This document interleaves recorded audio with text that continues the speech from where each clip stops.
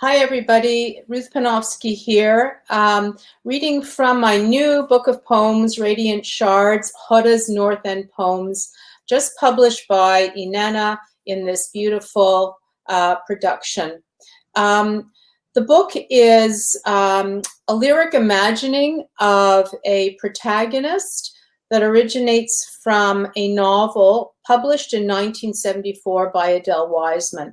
Hoda was her protagonist, a remarkable character. Her story is told in the third person.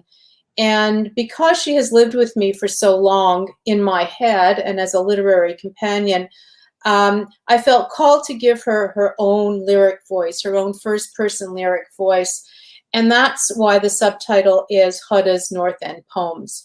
And so this book follows the narrative arc of Wiseman's 1974 novel, but it also takes a lot of liberties along the way.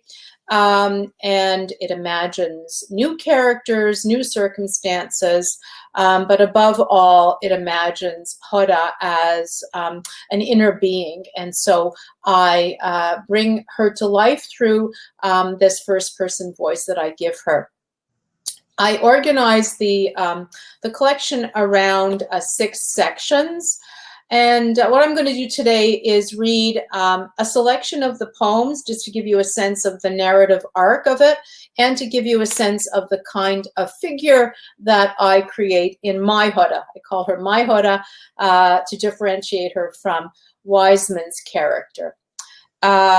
So I'm going to begin with a poem from section 1 called Beginnings.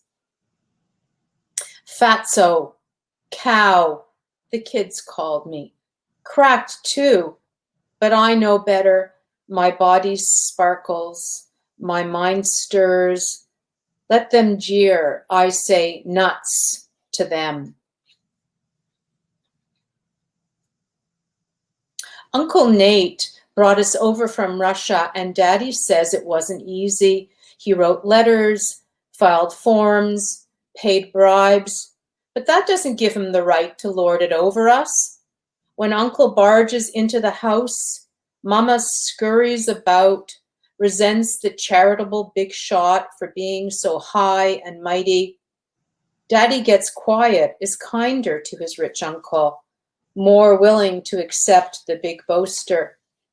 I try to behave, show respect, but secretly I slam my snaky Uncle Nate. Those were 2 poems from section 1. And then I move on to a section that I've titled Initiation. And Hoda is the resident sex worker of her community. She begins as a young person and moves into adulthood, serving the boys and men of her North End Winnipeg community. And these are just some poems from the second section called Initiation.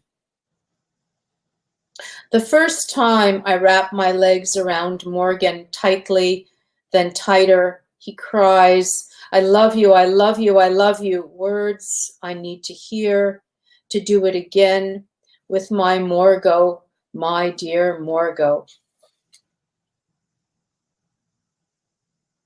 Morgan lied. I'm not his one and only girl of his dreams. You're friendly, funny, and you put out. But love, he says, no dice, so long. One of the things that I wanted to also say is that I did some archival research for this book. And I've located historical photographs of Winnipeg's North End, and I incorporate them.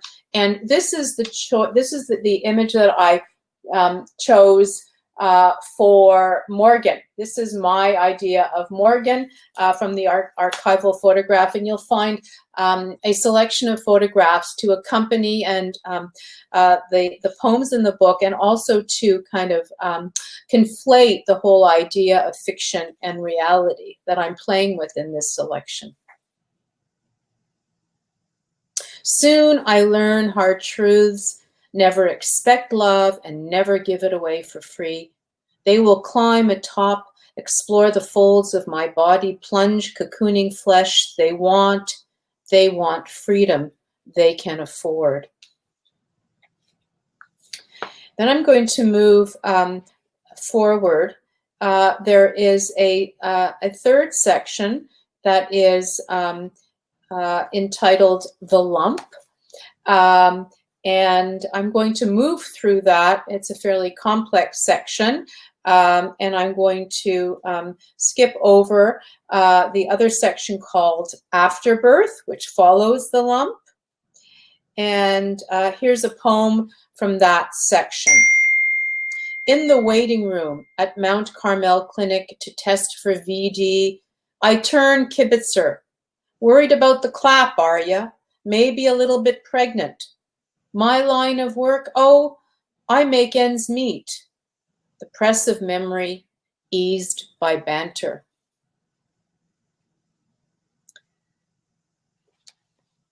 Behind the stalls of the public market, young teamsters, up early, unloading wagons take time to unload with me. There is yet another section that closes this book, and it is called Renewal. And I want to close with a poem that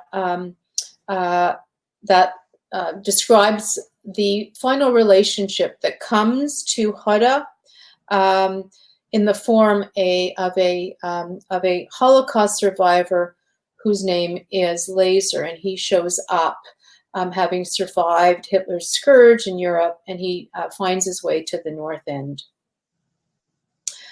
And this is Hoda's final redemption. Laser, my Galician, finds his way from Ukraine to Benji's, hangs around every night, waits to walk me home.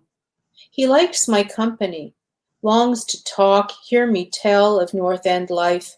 That's it, just chit-chat, more chit-chat through hushed streets.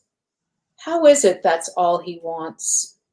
He's survived mass shootings, escaped the ovens, arrived here from a DP camp.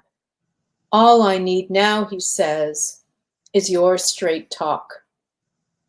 So these are just, this is a taste of what is included in Radiant Shards. The cover image is one of those archival images that I referenced just before. It's a book that I'm very proud of, and I look forward to launching on June the 18th as part of Toronto Lit Up in conjunction with Inanna Publications. I hope you'll join us. I hope you'll visit Inanna's website and purchase a copy of the book. And I hope you find my version of Hoda engaging and enjoy her company as I have for so many years. Thank you. Bye.